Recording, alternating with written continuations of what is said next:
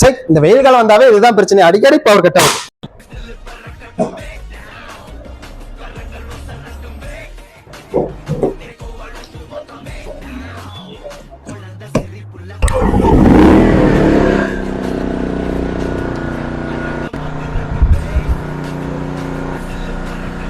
Current எதுக்குள்ள வந்துருச்சா? Current என்ன வந்துச்சு? ஜெனரேட்டர் ஓடிட்டு இருக்கா? ஜெனரேட்டரா? சவுண்டே இல்ல. வந்து பாருங்க, சைலண்ட் டைப். ரோட்டோரத்துல கடையை வச்சுட்டு கரண்ட் இல்லன்னு ஃபீல் பண்றீங்களா? இனி அந்த கவலையை விடுங்க. பட்ஜெட்ல 4 டைப் இருக்குங்க.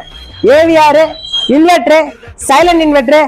அது மட்டும் இல்லாத வெல்டிங் ஜென்செட் பண்ணிட்டு இருக்கோம். ஏவிஆர் மாடல்ல 1 கிலோவாட்ல இருந்து 11 கிலோவாட் இருக்கு. இதுல பாத்தீங்கன்னா சிங்கிள் பேஸ் இருக்கு, 3 பேஸ் இருக்கு. இன்வெர்டர் டைப்ல 2 கிலோவாட்ல இருந்து 7 கிலோவாட் இருக்கு.